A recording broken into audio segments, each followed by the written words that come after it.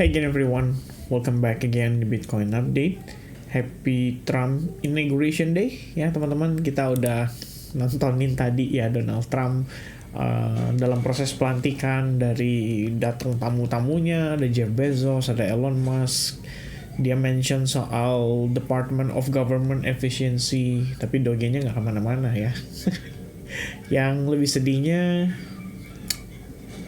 market nungguin dia ngomong Bitcoin atau crypto, and not at all teman-teman ya, nggak ada sama sekali. But yeah, it's normal ya. I think teman-teman sekalian mengingat dia juga, ini kan namanya pidato ya kepresidenan ya.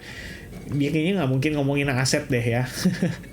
Tapi yang pasti yang diomongin kan kayak inflation, kemudian kayak kondisi dia dalam geopolitik ya, positioningnya kayak gimana. Kemudian tadi saya dengar ada masalah border ya, Meksiko dan Panama, dan banyak banget ya yang diomongin teman-teman sekalian ya. Saya sampai nggak notice loh, tapi maksudnya nggak terlalu perhatiin karena at the end yang bagi saya penting adalah what's the impact on economy. Apakah dia ngomongin soal tarif dagang, apakah dia ngomongin soal dollar, atau bukan dollar sih lebih tepatnya, dia ngomongin soal ya Bitcoin and crypto and bla bla bla gitu. Tapi ternyata nggak ada gitu ya. Dia mentioning soal inflation, tapi saya rasa itu adalah hal yang biasa aja ya on pidato kepresidenan gitu ya.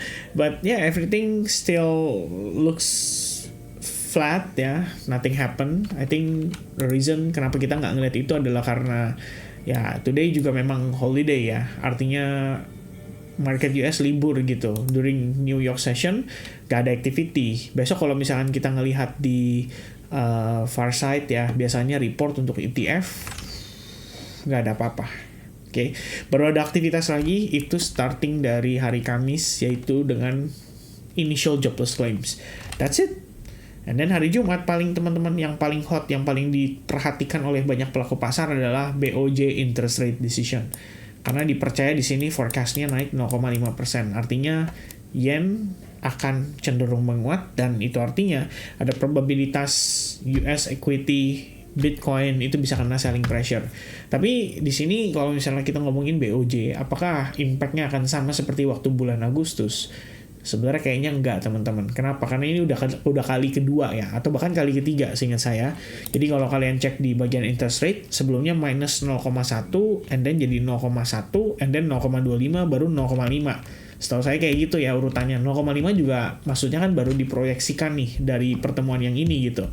Nah bener banget tuh ya kan. Jadi dari bulan Januari ke Maret itu pertama kali tuh minus jadi 0,1, habis itu jadi 0,25. Ini aja unexpected tuh ya. Tadinya nggak kepikiran buat naikin, tapi ternyata dia naikin. Makanya ini yang bikin bulan Agustus kaget. Tanggal 31 Juli 2024 gitu. Jadi kayak nggak ada aba-aba, forecastnya dari para pengamat atau para analis ngelihatnya kayaknya bakal tetap deh, nggak mungkin dia naikin suku bunga. Tiba-tiba hari H dinaikin, jebret ya, kaget ya kan. 5 Agustus didukung dengan berita berupa unemployment rate ya, atau pengangguran di US pada saat itu awal Agustus. NFP unemployment rate, angka unemployment rate-nya melonjak naik 0,2%. Ya market kaget, market pikir anjir ini panik nih ya, panik selling nih, bakal ada sell off besar-besaran dan bla bla bla, dan itu yang jadi triggernya. Nah kali ini 0,25 karena sudah ada forecastnya, artinya kan sudah priced in. Jadi kalau kita lihat yen dalam beberapa hari terakhir memang dia udah turun tuh teman-teman sekalian ya, 1,9% terhadap US dollar, artinya yen yang menguat terhadap US dollar. Dan kalau kondisinya begini, saya pikir market berarti sudah priced in lebih kurangnya. Ya, reactionnya kayak gimana? Ya kita tunggulah tanggal mainnya. Dan untuk saat ini selama US libur, I don't think market will do anything crazy ya. Melania token udah lewat, Trump token udah lewat hype-nya. Ya saya pikir itu sifatnya hanya short term aja sih, hanya sementara, dan ngikutin ya, saya mungkin ngikutin hype-nya gitu. Tapi nanti begitu udah mulai pada bermunculan kan token-token scammers-nya teman-teman, ya udah, I think market will be back to normal gitu. Kayak daripada gue beli token-token ini gitu kan, lebih baik ya balik lagi ke essential token ya, misalkan DeFi, kemudian RWA, kemudian AI token ya, maybe mereka akan start balikin liquidity-nya ke situ. I hope so, dan ya let's see teman-teman sekalian. Dan setelah Trump hari ini terinaugurasi ya atau dilantik, apa sih yang sebaiknya kita lihat ya? Sebenarnya satu concern saya adalah kenapa di sini jadi buntut panjang gitu. Nah, ini kan menjadi concern dalam artian, is it just the liquidity sweep gitu. Karena kalau kalian lihat nih BTC liquidation ya dalam 24 jam terakhir, menurut saya gokil angkanya. Total long yang terlikuidasi dalam 24 jam terakhir itu 969 juta dan shortnya 300 juta. Angka ini surprisingly lebih gede dari waktu crashnya market di bulan Agustus. Ya, pada saat tanggal 5 Agustus ini, itu angkanya adalah 266 juta untuk short dan 700 juta untuk long. Totalnya nggak nyampe 1 miliar dolar. Ini 1,28 miliar dolar. Longnya kena makan, shortnya juga kena makan.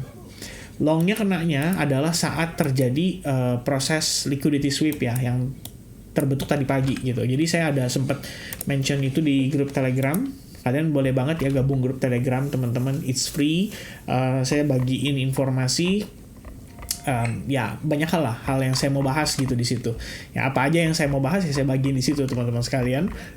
Terutama untuk warga yang di YouTube dan subscribers lah ya, atau followers ya, saya infonya di situ. Ini sebenarnya starting dari sini. Ini tadi malam banget. Atau lebih tepatnya setelah kita live ya, jadi saya update ke teman-teman sekalian bahwa hey guys, this is the idea ya. Setelah live saya pikir sebenarnya kita pengen ngelihat Bitcoin itu rebound atau rally pada saat Donald Trump pelantikan atau memberikan pidato dan lain-lain gitu. But if price mengalami pullback ya, saya lihat di sini volatilitas saja sih jatuhnya, dan probably filling the fair value gap before dia rebound kembali. Dan kalau kita lihat what happen next adalah filling the fair value gap, pas banget ya. Jadi begitu saya update, saya post jam 2 pagi, paginya kita ngalamin dia turun, holding di atas fair value gap, and then mantul kembali. Nah ini semua saya info nih, ada jam-jamnya. Jadi kemarin kan saya nggak sempat bahas secara detail gitu ya. Nah ini idenya nih, saya pikir teman-teman yang sedang berlangsung adalah memakan liquidity. Jadi kalau kita lihat dari perspektif itu, yang terlihat itu, ya by the way abaikan hijau merahnya ya, itu cuman tadi kita iseng-iseng aja. Kalau misalkan kita ngelihat ya, ini kalau Donald Trump kayak gini, apakah setup tetap bisa jalan gitu. Jadi kita coba untuk lihat aja ya. Dan ini kan bebas gitu ya tuh. Saya tinggal cabut, hilangnya bisa, saya pasang lagi juga bisa teman-teman ya. Jadi jangan terpaku dari sana, dan ini bukanlah merupakan signal atau apapun itu. Cuman yang saya pengen jelasin di sini ya, sweep liquidity for short udah kena. And then eat all the long liquidations. Ini juga sama. Makanya kalau kita lihat Bitcoin liquidationnya sampai 969 juta, ini sih nanti sampai jam 7 saya yakin 1 miliar lewat ya, bakal kemakan ini ya. Karena kalau kita cek sekarang pun ini udah makan lagi di sini. Jadi pasti akan ada yang nyusul, probably ada yang baru open posisi lagi, abis itu ntar kena makan lagi, ternyata jadi liquidity sweep lagi dan lain-lain. And ya ternyata lebih gede teman-teman sekalian. Padahal marketnya nggak crash gitu, marketnya cuma diem di tempat. Tapi I think market maker today sukses banget untuk nyiptain liquidity. Ya, semuanya dimakan orderannya, longnya disikat, shortnya disikat, semuanya kena. Ya, and then saat ini gimana pandangan saya? Sebenarnya kalau udah ngelihat kayak begini, artinya sebenarnya kita udah melihat adanya pengurangan open interest secara masif. Jadi open interest yang turun itu juga menjadi sebuah penyebab istilahnya sulitnya harga ya untuk rally gitu. Karena terlalu banyak open position tapi yang base-nya kontrak doang, tidak berdasarkan spot gitu. Jadi kalau misalkan kita mau lihat spot indeksnya perform, harganya naik, kita harus ngelihat pergerakannya itu relatif organik lah kalau kita bilang, bukan berdasarkan kontrak derivatif. Kalau karena itu ya akibatnya apa? Akibatnya sustainability-nya jadi dipertanyakan gitu ya. Ibaratnya dia naik tapi bukan karena real volume transactions gitu. Di situ hanya diakibatkan oleh kontrak, diakibatkan oleh leverage dan lain sebagainya. Ya by the time itu terjadi akan wajar kalau misalnya market jadinya nggak sustain gitu. Once dia break, ya biasa aja gitu ya. Tapi kalau kita lihat sekarang gini, on the daily perspective cuman itu concern saya. Satu lagi adalah tanggal 24 Januari akan ada si BOJ itu, dan terakhir finalnya adalah tanggal 29 Januari. Ini kalau 29 Januari itu benar-benar bertepatan dengan new moon cycle teman-teman sekalian. Jadi kenapa 29 Januari? Karena itu adalah momen-momen Jerome Powell kasih statement. Nah, saya rasa Jerome Powell kasih statement bakal lebih hot daripada Donald Trump hari ini ya, akan lebih diperhatikan oleh para pelaku pasar gitu. Dan untuk saat ini ya, anyway, congratulations buat Donald Trump sudah terpilih jadi presiden. Besok hari pertama ya, dan hari pertama di maksudnya di White House, apa tuh yang kira-kira bakal disampaikan sama dia ya.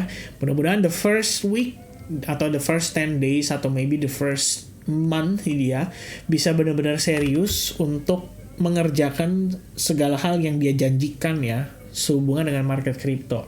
Karena timnya, anggotanya udah disiapkan, ya udah tinggal dieksekusi gitu. Masa lu udah bikin meme coin terus ya udah gitu ya. Cuman ya udah, yang penting nih ya gue bikin meme coin, hehehe, happy habis itu udah ditinggal gitu aja gitu kan. Ya it's quite sad ya kalau kayak gitu. Tapi mudah-mudahan enggak. Nah, sekarang gimana teman-teman? Dari perspektif daily, ini ada trend line. Trend line itu kan sebenarnya terbentuk dari previous lower high-nya, dan kalau kita acuannya berdasarkan falling wedge, harusnya ini udah break gitu.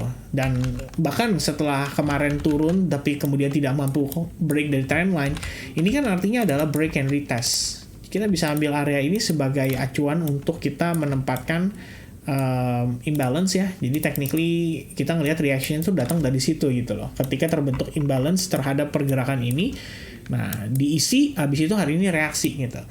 Nah, buntutnya gimana, Vin? Ya kalau buntutnya kita abaikan, intinya closingnya dalam keadaan bullish, itu udah bagus gitu kan.